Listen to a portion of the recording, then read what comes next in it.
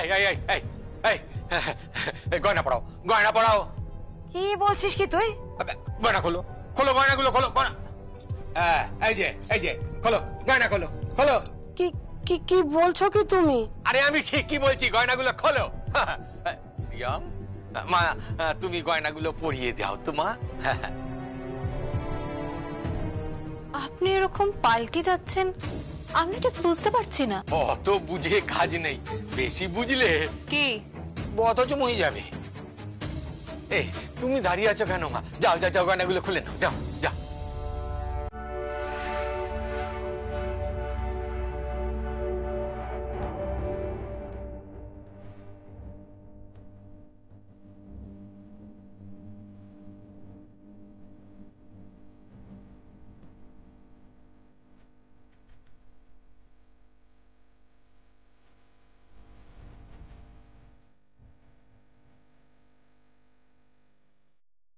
সব গয়না খুলে নিচ্ছে তো।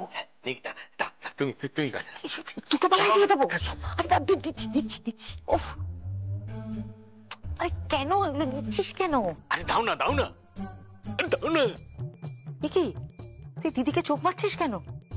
আহা, সব পরে বলছি, দাও না দাও। ওইটা দাও, ওইটা দাও, ভালো দেখতে। দাও দাও দাও। এই নাও, এই নাও।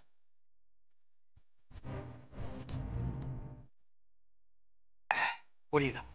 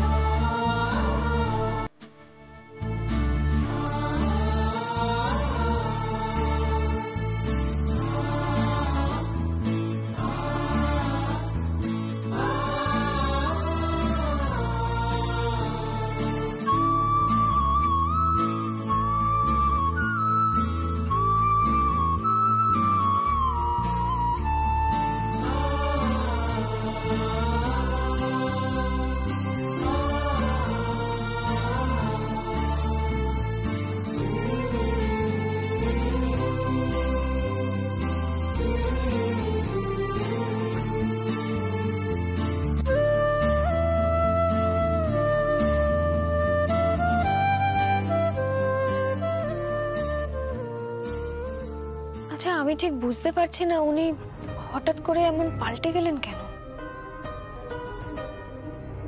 জানি না। এই দেখি দেখি কেমন লাগছে।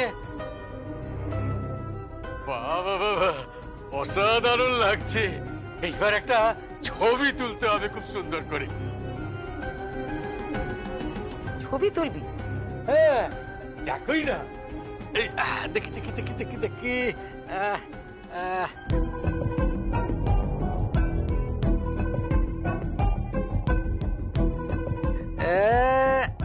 গেছাত, সাবাস। খেঁচাত খেঁচাত করছিস কেন? মুখ ফসকে বেরিয়ে গেল। আবা, অসাধারণ উঠেছে ছবিটা, খুব ভালো। কি সুন্দর লাগছে বৌমা তোমাকে। আপনি আপনি ছবি তুললেন কেন? সে তুমি বুঝবে না গো মা, তত্ত্ব কথা মা গো মা। টাকার কি কম জোর মা?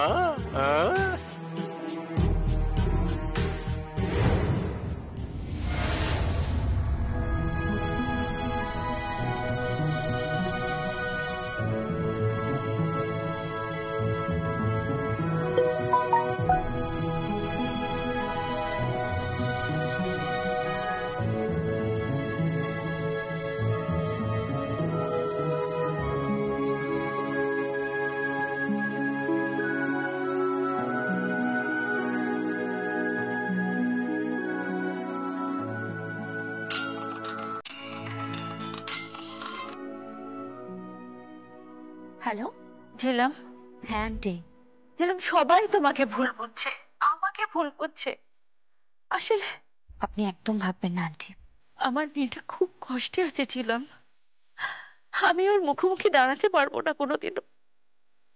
একটা অপরাধের বোঝা আমার পিঠে দিনে দিনে ভারী হয়ে যাচ্ছে।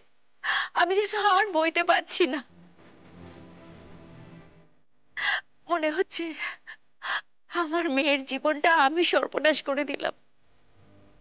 আজকে ওর ভাত কাপড়। হচ্ছে ভাত কাপড়? হ্যাঁ, হুম, সঞ্চিতার ভাত কাপড় হচ্ছে। আমি আপনাকে ছবি পাঠাচ্ছি। ভাত কাপড় হচ্ছে, কিন্তু ওরা যে ওর গয়না টয়না সব কেড়ে নিয়েছে। কিচ্ছু কেড়ে নেয়নি, আপনি একদম ভাববেন না। আমি আপনাকে ছবি পাঠাচ্ছি, আপনি দেখুন।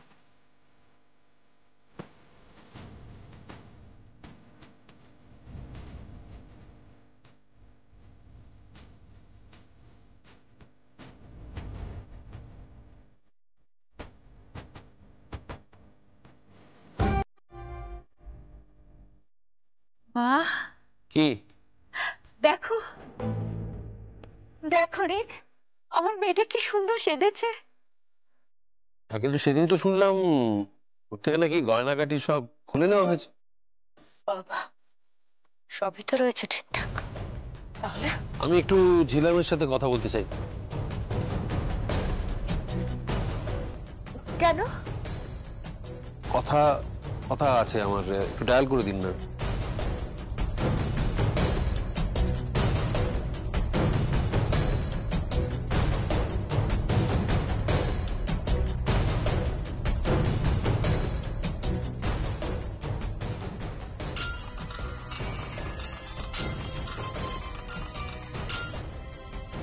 হ্যাঁ আন্টি, বলুন। আন্টি নয়, আমি রিকশন বলছি। হ্যাঁ বলুন। তুমি এক্স্যাক্টলি কি চাইছো বলো তো ঝিলাম? তোমার মতলবটা আমি বুঝতে পারছি না। তুমি শালঙ্করা ব্যানার্জির ভালো মানুষের সুযোগ নিয়ে তার কোম্পানিকে টেক ওভার করেছো। দেখুন, ভালো মানুষের সুযোগ আমি নিই না। সেই সময় যদি আমি দায়িত্ব না নিতাম তাহলে পুরো কোম্পানিটা নিলাম হয়ে যেত।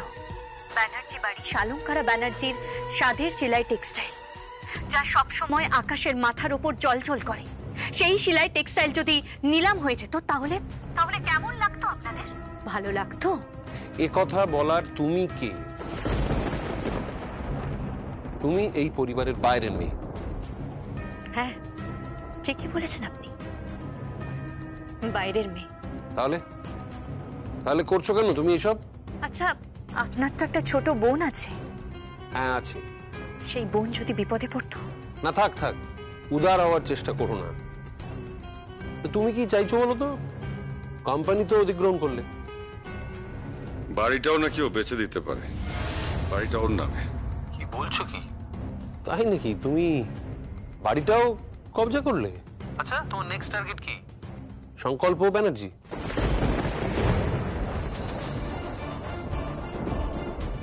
রিকসেন, আমি আপনাকে ভালো লোক বলেই জানতাম। শাড়ির বাজারে দালালি করতে করতে আপনার মনুষ্যত্ব বোধটা বোধহয় হারিয়ে গেছে। Jilam, mind your language. You mind your language. Jilam, তুমি জানো না তুমি কার সঙ্গে কথা বলছো। তোমাকে আমি শাড়ির বাজার থেকে উৎখাত করে দেবো। তোমার টিকিটাও খুঁজে পাওয়া যাবে না। আরে ছাড়ুন, উৎখাত হওয়ার হলে না অনেকদিন আগেই আমি মরে যেতাম। দিনের পর দিন অত্যাচার সহ্য করে করে আমি টিকে আছি। মেয়েদের প্রাণ না, কই মাছের জান। বুঝতে পেরেছেন? যে কথা আপনি আজকে বলেছেন সেই কথা আপনি ভবিষ্যতে উচ্চারণ করবেন না।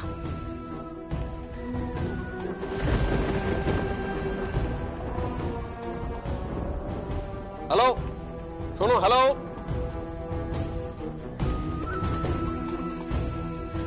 কেন রিক? কেন কেন মেয়েটাকে তুমি অপমান করছো? ও আমাদের পরিবারের জন্য অনেক কিছু করেছে রিক, কেন তুমি ওকে অপমান করলে? ওকে আর কিচ্ছু করতে হবে না, ওকে কিচ্ছু করতে হবে না। শুনুন শুনুন, আমার আমার মনে হয় আমাদের পরিবারের সবার একসাথে বসা দরকার। আমি ঐশানীর সাথে কথা বলছি, একটা সিদ্ধান্তে আসা দরকার। এই বাড়ির মালিকানা ওর কোম্পানির আন্ডারে, সমস্ত কিছু না। এটা আমি কিছুতেই মানতে পারবো না, সরি, এটা কিছুতেই মানতে পারবো না আমি। রিক, রিক, রিক শোনো, রিক, বড্ড বেশি বেড়ে খেলছেছিলাম, বিপদে পড়ে যাবে। কোথায়? আমার তো মনে হয় বিপদ কাটছে। এই দেখো আমার মেয়ে, গয়না পরিহিতা, একটু পরেই ভাত কাপড়।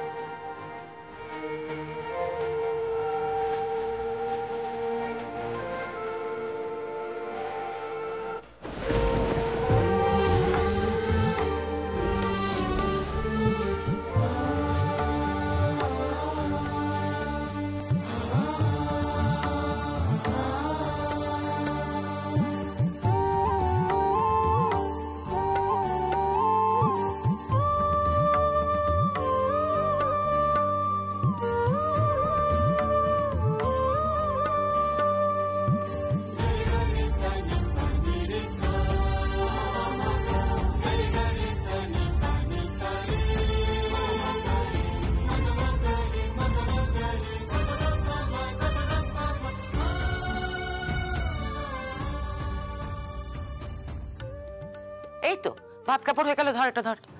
চল চল চল, দেখি দেখি দেখি দেখি দেখি কি হচ্ছে? কি কি করছেন কি আপনারা? হ্যাঁ, কি করছেন আপনারা? কি হচ্ছে কি? আচ্ছা ছাড়ো। হ্যাঁ, কিন্তু এইভাবে গয়না খুলতে পারেন না।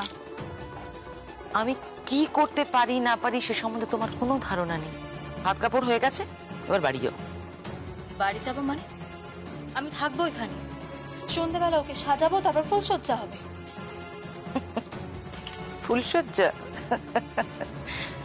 ফুলসজ্জা হবে না, হবে না ফুলসজ্জা। বেশি বাড়াবাড়ি করলে আমি শেষ সজ্জা বানিয়ে ছাড়বো।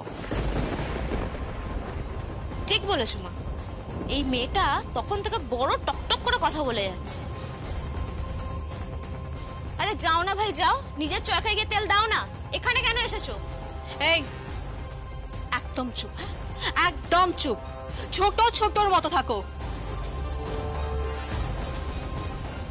আর আপনি আপনি কি বললেন?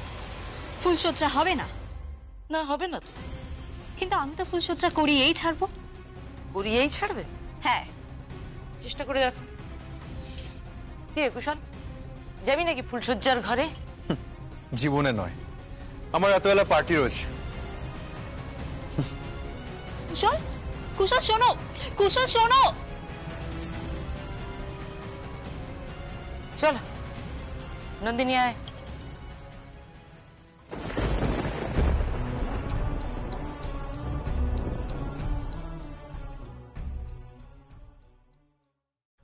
কি কি হবে বলো তো?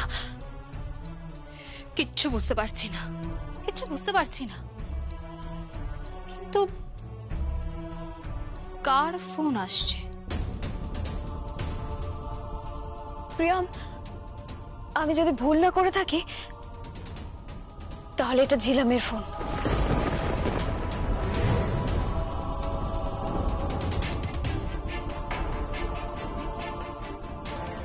আমি ওকে যা বলে গেছি ও তাই করেছে। তোমার দিদির কাছে তার জন্য আমি কৃতজ্ঞ। দিনের পর দিন, রাতের পর রাত রিস্ক নিয়ে যেভাবে লড়াই করে ও আমাদের পরিবারটাকে বাঁচিয়েছে সেটা তুমি কল্পনাও করতে পারবে না। তাহলে আমাকে জানাননি কেন? বলিনি কারণ তোমার মাথায় তখন ভূত চেপেছিল সুভাষকে বাঁচানোর জন্য, 51বর্তী পরিবার তৈরি করার জন্য। যদি আমি জানতাম সেটা ইম্পসিবল।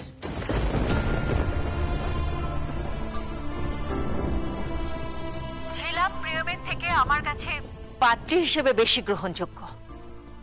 আমি ঝিলামকে খুব ভালোবাসি, আমি চেয়েছিলাম ওকে আমার ছেলের বউ করতে। হ্যাঁ, আমি প্রিয়মকে প্রথমে অ্যাকসেপ্ট করতে পারিনি। কি হলো প্রিয়? চোখ টলটল করছে কেন জলে? কিছু না। মাঝখানে একটা ফোন এসেছিল, তুমি ধরলে কিন্তু কথা বললে না। কে প্রিয়? কিছু না, কিছু না। প্রিয়ম শোনো, প্রিয়ম।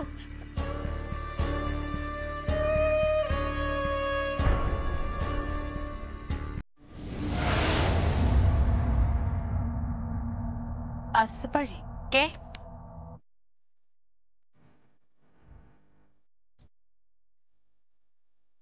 আরে তুই, অনুমতি নেওয়ার কি আছে? আয় ভেতরে বস।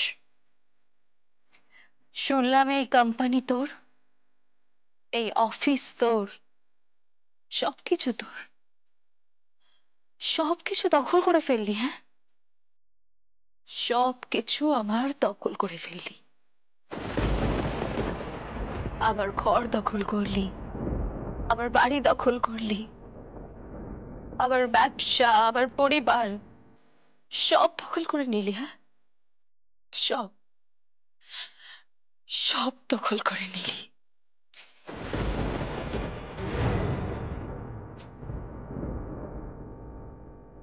কেন দিদি, কেন সব দখল করলি? কেন? আজ তুই যে চেয়ারে বসে আছিস সেই চেয়ারটা তো আমার শাশুড়ি মায়ের। আমার শাশুড়ি মায়ের পরে ওখানে আমার বসার কথা। বোন আমার কথা। কেন করছিস তুই এরকম? এরকম কেন করছিস? আমি নিজে কানে শুনেছি আমার শাশুড়ি মা কি বলেছে। আমি নিজে কানে শুনেছি, উনি বলেছেন তোকে ওনার পছন্দ ছিল, আমাকে না। আমাকে পছন্দ ছিল না। তুই নাকি ওই বাড়ির উপযুক্ত উপযুক্ত বউ হতে পারতিস। হ্যাঁ দিদি, আজ বিয়ের এতদিন পর আমাকে এই কথাটা শুনতে হচ্ছে। বোন, বোন তুই ভুল করছিস। তুই একটু বোঝার চেষ্টা কর। আসলে আমি তো তোর থেকে শালঙ্কারা ব্যানার্জির সাথে ব্যক্তিগতভাবে অনেক বেশি মিশেছি বোন। হ্যাঁ জানি তো, জানি তো তুই অনেক বেশি মিশেছিস, আমি জানি তো। কারণ কারণ উনি তোকে পুত্রবধূ করতে চেয়েছেন না। আর আমাকে তো ওই জাস্ট অপর অপর ভালোবাসা দেখিয়েছে, শুধুমাত্র সংকল্প আমাকে ভালোবাসে বলে। নাহলে কোনোদিন নাহলে এটাও বলে বসবে যে আমার বড় তোকে ভালোবাসে। বোন,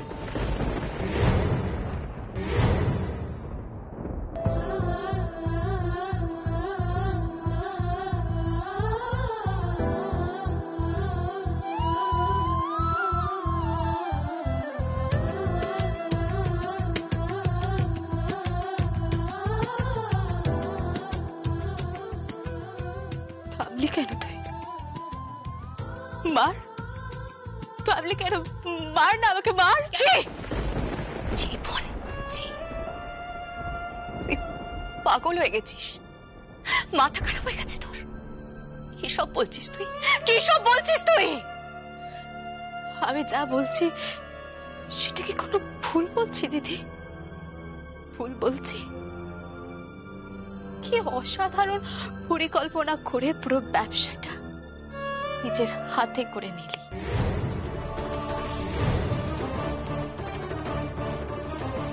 তোর কোম্পানি শিলাই টেক্সটাইল দখল করলো। এখন আমরা কোথাও নেই দিদি, এখন আমরা কোথাও নেই। না আমার শাড়ির ব্যবসা আছে, না আমার শিলাই টেক্সটাইল আছে, না আমার মডেলিং ক্যারিয়ার আছে। কিচ্ছু নেই দিদি, সব শেষ হয়ে গেছে। আমার সব শেষ হয়ে গেছে, সব শেষ হয়ে গেছে শুধুমাত্র তোর জন্য।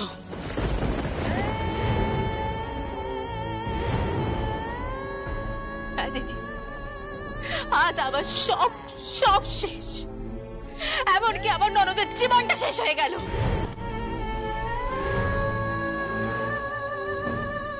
সব শেষ হয়ে গেল, সব সব শেষ হয়ে গেল। অবশ্য এসব কথা জেনে তুই কি করবি? তুই তো নিজের স্বার্থ নিয়ে আছিস।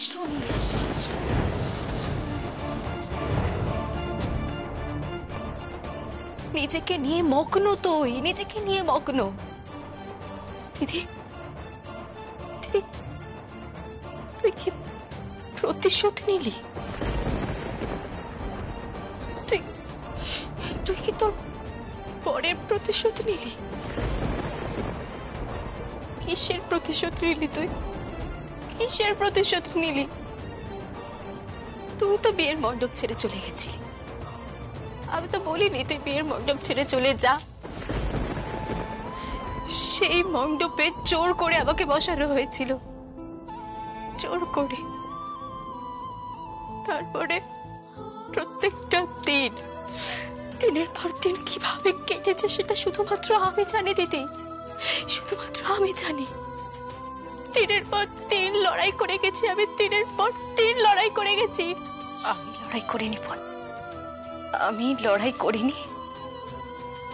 প্রতিটা দিন আমি লড়াই করিনি। প্রত্যেক দিন মরেছি, প্রত্যেকটা দিন বেঁচেছি।